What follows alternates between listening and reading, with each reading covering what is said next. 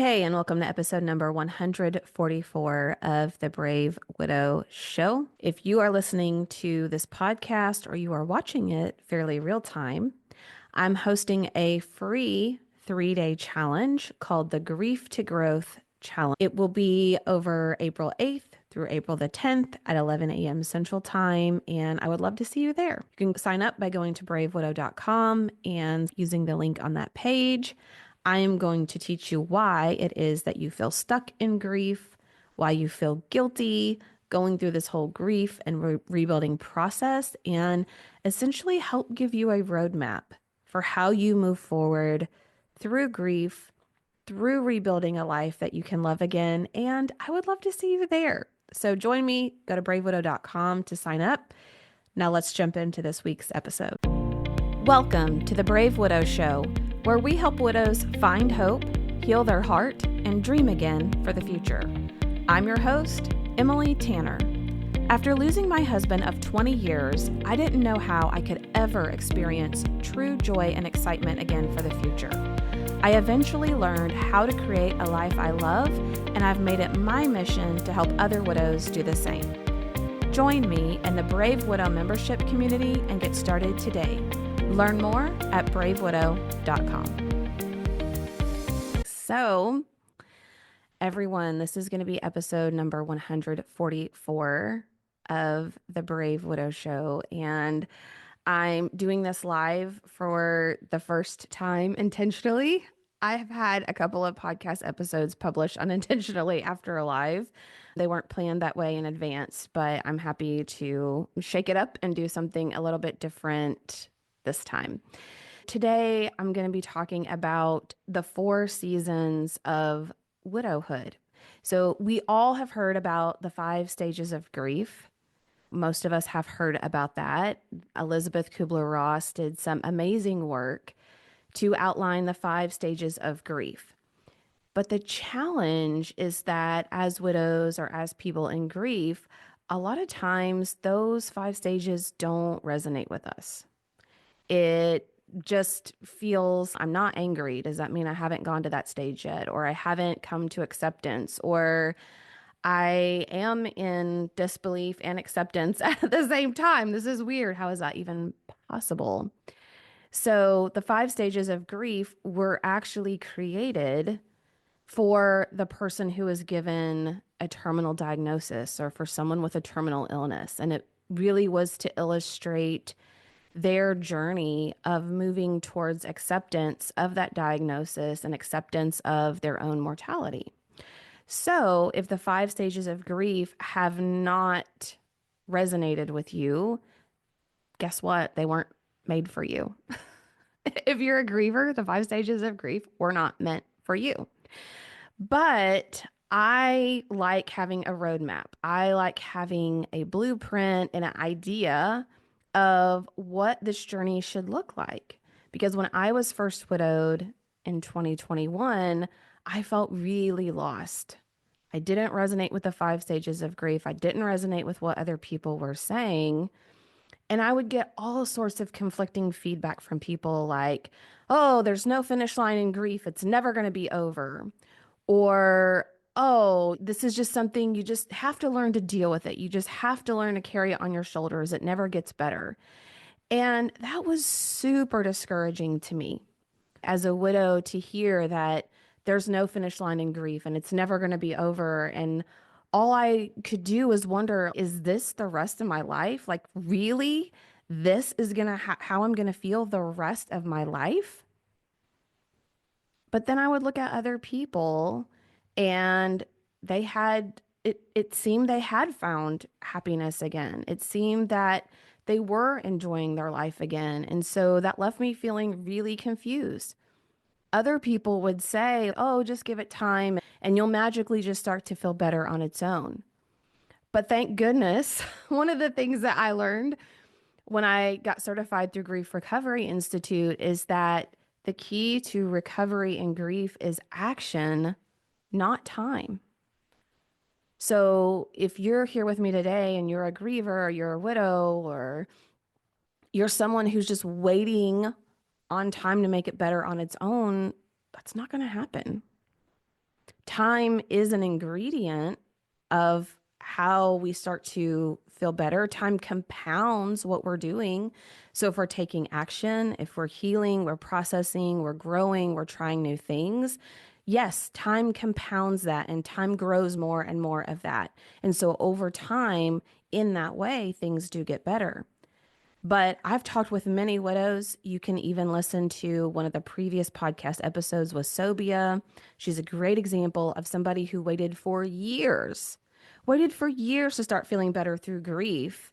And she actually ended up 3 years later feeling worse than she felt when her husband had initially died. And so time alone is not what is going to heal you or what is going to make you feel that you have recovered or processed grief. But as I have learned, as I have experienced myself, as I have helped coach other widows and other grievers, I was able to outline my own stages of widowhood, if you will.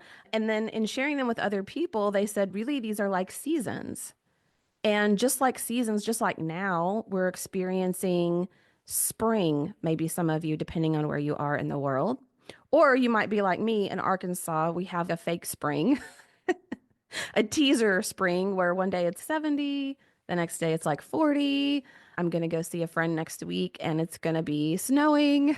You're not always perfectly in one season or in one stage. You might be transitioning from one season or one stage to the next. And so, what I want to share with you is what you can expect as you move from a place of grief and you move from a place of devastation to a place of growth and to a place of healing. And the goal is to give you a sense of hope, to normalize what you have experienced already, to normalize what you may experience in the future, and to give you hope that you can love your life again.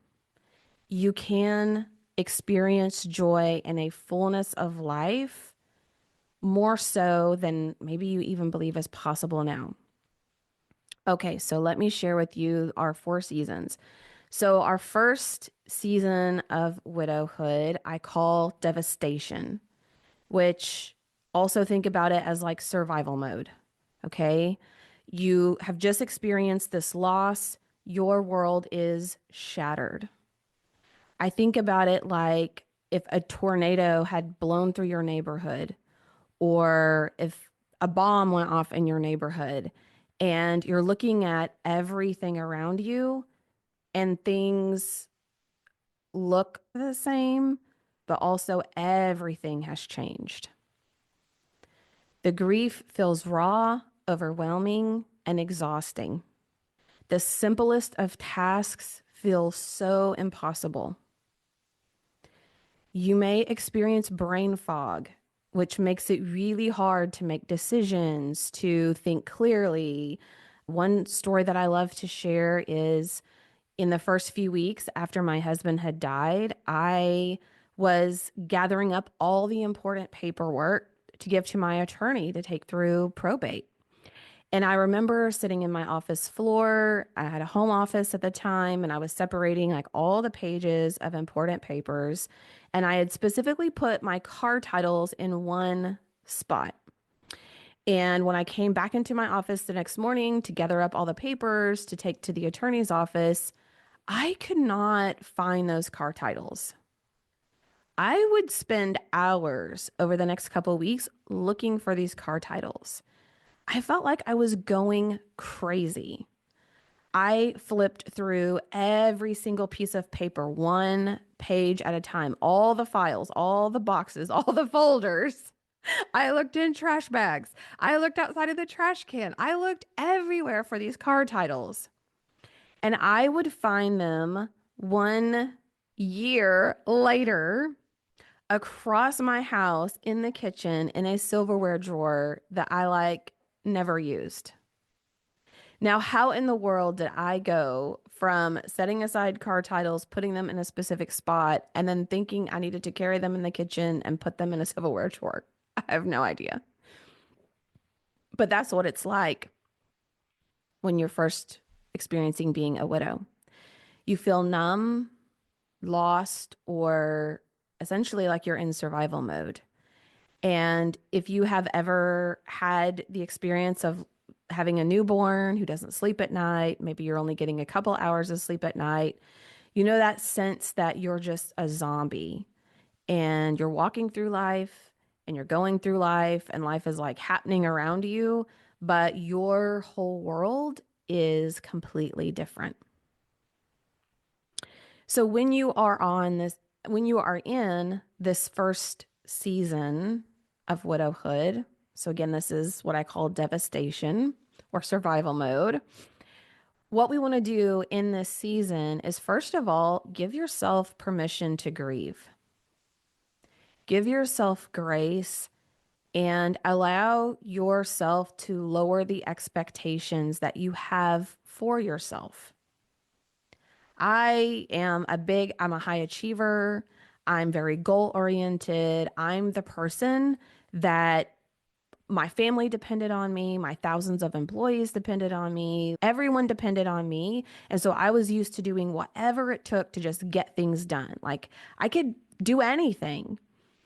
But when I was in my early days of grief, I felt a lot of shame and I felt a lot of guilt because all of a sudden I was struggling to do things that I could have done in my sleep before my loss.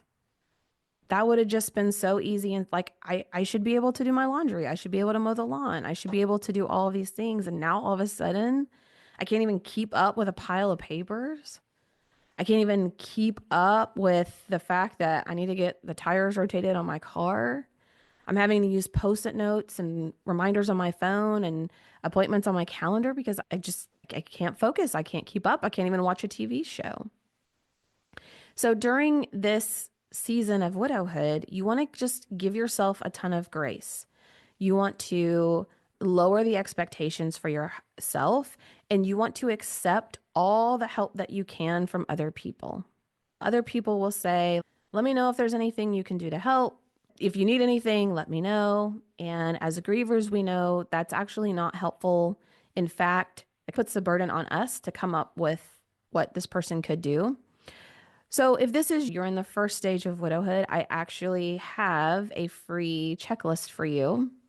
It's a very detailed checklist of things that you like, ideas of things that people could do to actually help you, whether it's giving you a DoorDash gift card, whether it's mowing your lawn, doing your laundry, taking your kids shopping for Christmas. Like there's so many ideas on there of ways that people can help you that you can look at the list, you can decide what it is that you want help with, or you can give that list to friends and family and say, hey, if there's anything on here that you'd be willing to do, please let me know. And you can get all of that totally for free on my website, bravewidow.com/start, START. Okay, so that's season one, devastation. You're in survival mode. At this point, you're just trying not to drown. You're trying to breathe. You're trying to survive. And although people need a lot of help during this season, sometimes we just get swallowed up with all of the to-dos and the paperwork and the notifications that we struggle to just be able to get a lot of anything else done. So if that's it, hey, guess what? You're normal. And there's another season that is coming. Okay, season two, I call desperation or maintenance mode. So for me, and everybody's timeline is different, and I know that's aggravating to hear, and I could explain why, but for time purposes today, I'm just going to reiterate that everyone's timeline is a little bit different. So season two is desperation. This is when you're in maintenance mode. And so for me, this was about 6 months to a year out. And I had this realization of, okay, I'm in this new routine. I have my feet underneath me a little bit. Wow, is this going to be the rest of my life? It was super deflating and discouraging. This was the season where I wondered if it was ever going to be possible to love my life again, to even enjoy life. Like on a scale, like a joy scale of 1 to 10, The maximum I was able to feel at that time was like a five. And it was scary to me. It was scary because I was 30, at this time, I was 38 years old.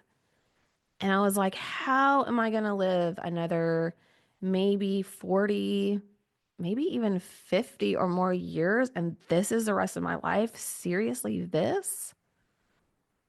I felt like a hollow version of myself, like a shadow of the vibrant person that I used to be. And I felt like time had pressed pause for me and for where I was. But for everyone else, it was just rushing by. Like for everyone else, life was just going on. And I was just stuck in this weird dimension of a horrible reality. And this was my new life. So when you're in season two and you're in this maintenance mode and you're in desperation, you're functioning, you're going through the motions, you're powering through, as people say, but everything feels dull. Loneliness often hits the hardest around this season. By this point, family and friends have faded away. I read a statistic somewhere and I cannot find it again. So I'm sorry, I cannot credit wherever I got this from. But I read a statistic that widows will lose 75% of their social circle in the first year. 75%. Now, for most widows that I talk to, it's actually probably closer to 90 or 95%. But it's incredible that in that first year, you lose family and friends of people around you. You are questioning your purpose and your identity. Who am I now? What's the point of living now? I often wonder, what is the point of even having dreams or having goals when he's not going to be here to witness them? Okay, so I had a goal and I achieved it. Great. But my person isn't going to be there to see it. So won't that just make me more sad than if I never had achieved that goal? I didn't know who I was. I didn't know what I wanted. I didn't even want the same things that we wanted before. Like, we had wanted to retire on 1,000 acre ranch, right? This is a big dream. We wanted to have a huge ranch out in the middle of nowhere, horses, cows, all of the things. And I just remember thinking to myself, like, ugh, do I want to do that now? It sounds romantic and nice when you're with someone, but by myself, like that would be really overwhelming. I don't want that anymore. I don't even care about that anymore. And so the second season is really lonely. Family and friends often wait for you to go back to normal. They're waiting for you to go back to the person that you were. Maybe your employer is waiting for you to go back, or your church is waiting for you to go back to normal and be the person that you were before. But on the inside, you're screaming like, that is never going to happen. I'm not the same person I was. I don't even know if it's possible to go back to the same person I was. So, what I tell widows who are in this season or grievers who are in this season is to think of your old life as being a pile of ash. Like your old life is gone, there is no going back. And it might sound harsh and it might sound cruel, but it's said from a place of love. Your old life is gone. Now we get to rebuild something new. You can still build something beautiful and amazing and fulfilling for the future, but no one is coming to save you. You are going to have to be proactive and to rebuild it yourself.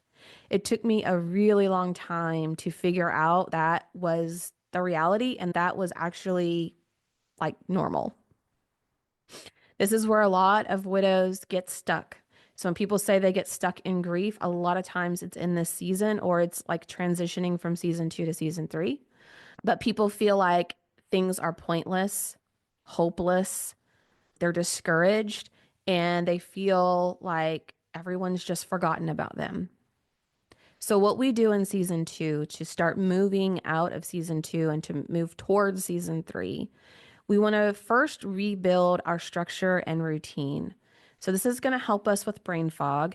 This is going to help us with feeling like we have our feet underneath us. We have a routine that sustains us. And some people don't like a lot of structure.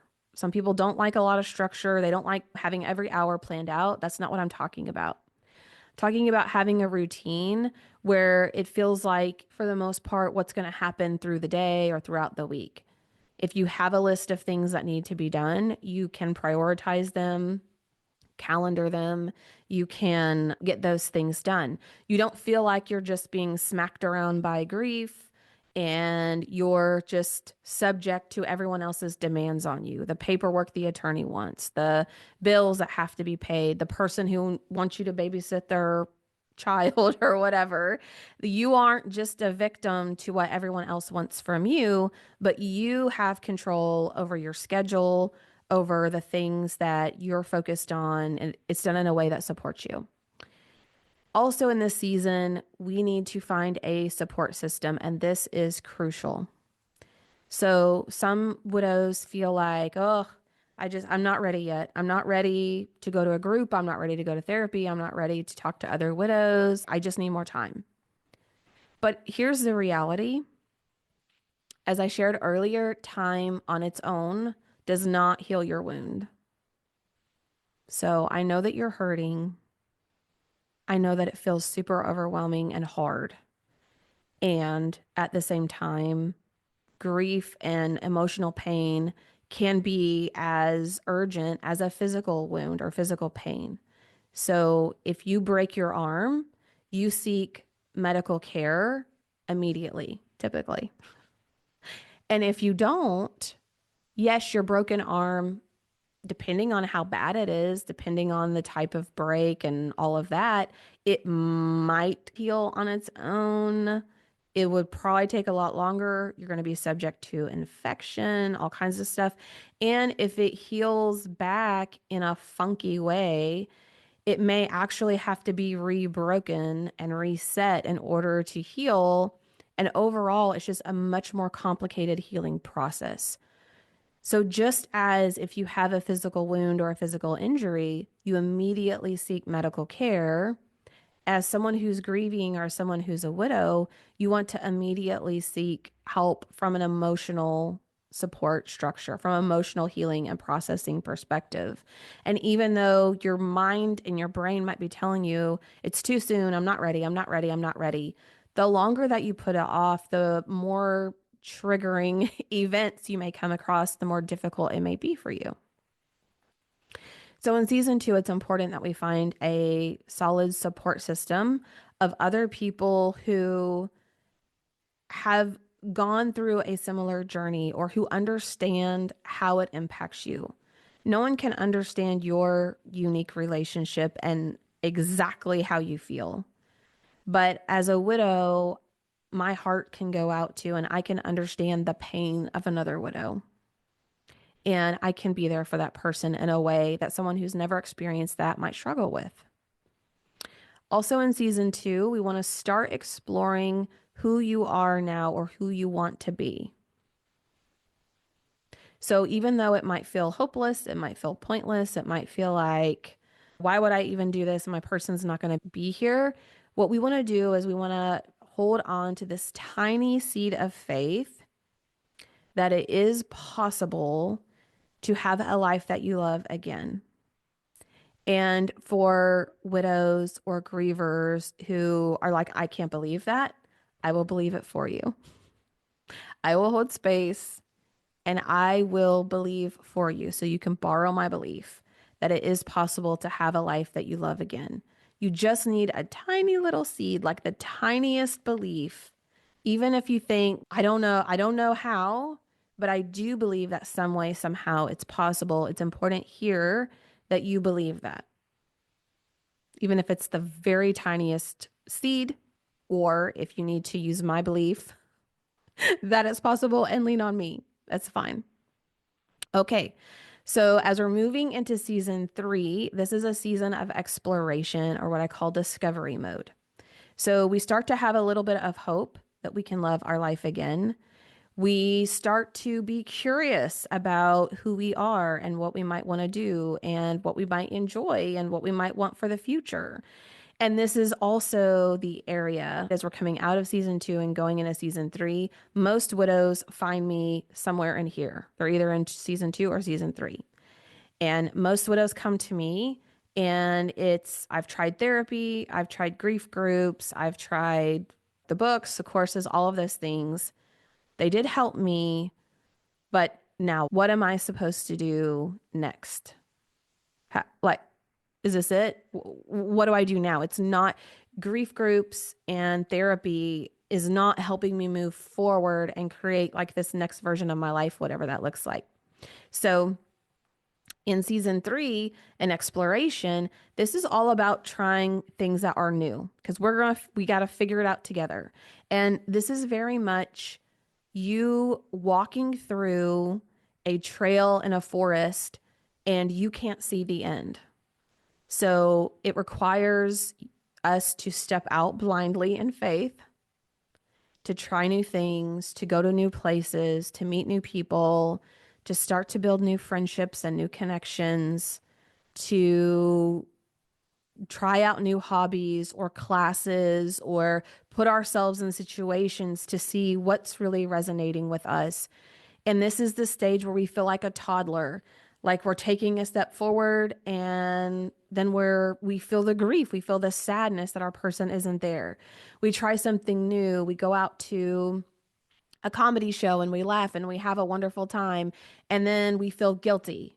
Like, how can I laugh and how can I have a good time when I'm missing my person so much and I just wish I could talk to them one more time? Okay, so what I teach widows to do is to expand their capacity, to expand their ability to hold two things true that feel opposite but are true. So one is, I love my life that I had, I love my person, and I honor and appreciate the time that I had. And I love my life now, or I want to love my life now. I want to build something new. And just because I want to do this doesn't take away from how I feel about the past.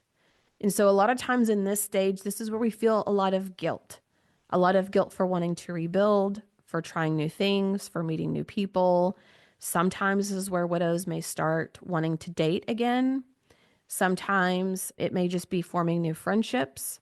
It may just be like, oh, I have a client who had a spouse that was homebound and had a difficulty like couldn't go travel, couldn't go out, couldn't go do things. So as she started now to be able to travel and do new things, there was a lot of guilt. Oh, are people going to think I'm just out here having the time of my life now that my person's gone? Oh, look at her. She's going here and going there and doing all these things that she couldn't do before. I bet she's happy that he's gone.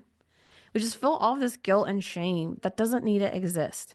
So I teach you how to navigate all of this. This is a messy part of healing, of growing, of just embracing it all. The sadness, the joy, the excitement, the curiosity, the wonder. Like there's so many emotions that happen in this season. And I teach you not how to make it easy where you never feel those things, but how in the world you navigate them, how you get out of the negative swirls of thought of, oh, what are people going to think? And I shouldn't be doing this and I should be doing that. And all of the expectations that we think other people have for us. I teach you how to navigate that. So in this season, you're curious about trying new things. You may feel guilty for laughing again or trying to rebuild your life.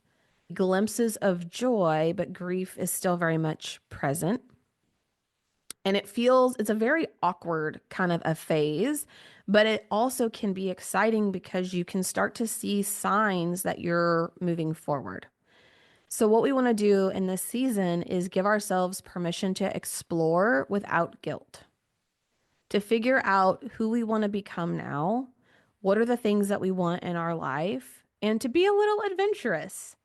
So, this season can be really fun, and it can also be really difficult if you don't have a guide because it can be very confusing. You can feel lost and you can give up because those first few times, like I started going to real estate investor meetings because I wanted to learn about real estate. I didn't really know much about it and I hadn't ever invested. So I felt like a fraud wanting to go to these meetings. Like, why would I go to a real estate investor meetings? I'm not an investor, right? What are people going to say? What are they going to think? Are people there nice? Are they snobby? I don't know. And so in this phase, it can feel fun to be like, oh, I've always wanted to try this. But then there's a lot of fear because I haven't gone there and I don't know the people and where are the bathrooms and who am I going to sit by and are they going to be nice? Are they going to judge me? What if they're all like multi-billionaires and I'm the only person there that's never done any of this? Like having someone to guide you through this season is incredibly valuable because they can help normalize some of the things that you're experiencing and also give you ways to get out of all those swirling thoughts of doubt and fear, negativity, and all of that. So this is where I help most widows is season 2, season 3. We are taking small risks with new hobbies, with I teach people how to meet new people and make friends, even if you're a hardcore introvert, even if you're a homebody, even if you hate small talk and you don't know what to say, even if you're an awkward person, I can help you. I can help you make new friends, make new connections. We also want to surround yourself in this season with people who are encouraging growth. And unfortunately, a lot of times that's not our family and friends. So a lot of times this might be new people that you've met. It might be people who are on a similar journey as you or who have similar interest. But these are people who are going to encourage you to grow, not put you down for trying. Okay, and then season 4. This is where we are thriving. This is the season of creation, or what I call manifestation mode. And I know there's a lot of things going on online right now about manifestation, and some people might feel like it's a little too woo-woo for me. But by definition, what we're talking about here is determining what it is that you want to create and bring forward in your life. So this isn't about just surviving anymore. This is about truly living and truly thriving, about stepping into your confidence. So at this stage, your confidence has returned. You've learned how to rebuild it. We learn that typically in season 3. So we're learning how to rebuild our confidence. You're learning how to trust yourself with decisions you make or with trying new things. You're setting goals, you're creating new dreams, and you are accomplishing them. So I've had clients who have published books, who've started a business, who've changed careers, who've gotten remarried, who have a baby on the way, who are who are breaking years and generations of family dysfunction and trauma because they want something better for their family and future generations. Like people that are doing really big things. And typically they're in this season or they're getting very close to this season. You still miss your person and you still may feel that you want to have a conversation with them. But instead of waves of sadness, instead of waves of sorrow that brings you to your knees, those waves are now waves of gratitude and love for the time that you had together. Yes, I still get that feeling in my heart, ugh, I wish I could talk to him one more time, or I wish that he could just be here and see what all is happening. But I feel that for a little while, and then I'm happy and I'm fulfilled knowing that I'm grateful for the time that we had together. It doesn't control me or bring me to my knees anymore. You have created now your own new identity and you are owning it. You are starting to build a life that you love and that you enjoy and that you can truly, authentically feel excited about. In this stage or in this season, you may also be helping other people who are earlier on in the journey. And for some people, that's very rewarding to be able to help encourage and help others along who are earlier on in their journey. So just to recap, our 4 seasons of widowhood. Season 1 is devastation. We're in survival mode. Season 2 is Desperation, which is maintenance mode. Season 3, Exploration, we're in discovery mode. And then season 4 is Creation, where we are in manifestation mode. And then as a final thought, what I would just share with you is that what I teach is that widowhood isn't about moving on. And I know people get very, I don't want to say triggered, but people get very touchy about people saying moving on. But what I teach is that widowhood and the seasons and this journey is about moving forward in a way that honors your past and also embraces your future. Which season are you in right now? I would love to know. For those of you who are going to be listening or watching the replay, or you're listening or watching the podcast that's going to come out on Tuesday, I think April 1st, if I've got my dates right. As you're listening to this, I'm hosting the free 3-day challenge of moving from grief to growth. That will be April 8th through the 10th at 11 a.m. Central Time each day. We have a free private Facebook group that you can join. I will be in there helping to coach people. And then, of course, I'll be teaching and coaching live those 3 days. I would love to see you there. To sign up, you can just go to bravewidow.com and you will find the link to sign up right there on the homepage. Also, for our members who are part of the Brave Widow membership community, I am going to be hosting a group session of the Grief Recovery Method. Grief Recovery Method is the only evidence-based grief recovery program that is evidence-based. So it has been demonstrated by Kent State University to actually truly help people process grief. And this isn't to say that you're going to be fully healed in 8 weeks and everything's great and wonderful. But for me, this had, and what I have seen in taking many widows through this program is that this helps to close a lot of the open loops that are maybe out there. So this helps to resolve all of the unsaid communications, the unmet hopes, dreams, and expectations that you may have had about the future, and really help with this feeling of guilt, of shame, of all of the things that we wish we could say just one more time to our person. I cannot say enough great things about Grief Recovery Method, and I would love for you to be part of that.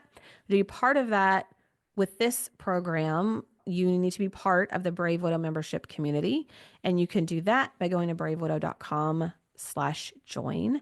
And I would love to see you. All right, that's all that I have for today. So thank you to everyone who joined me live. This was really a lot of fun. And thank you to everyone who will be watching or listening to the replay. I would love to know what season of widowhood that you're in. You can send me an email, emily@bravewidow.com. Let me know what season you're in and your thoughts about how you transition to that next season. If you're newly widowed and aren't sure where to start, you need the Brave New Widow Starter Kit. Inside Brave New Widow, you'll find a starter guide to help you through your first few months, a quick start guide you can share with family and friends so they know how to help you, and a collection of some of the frequent topics that widows want to learn more about. To get the Brave New Widow series, just go to bravewidow.com/start. It's free and you'll get instant access. That's bravewidow.com/start, START. See you there.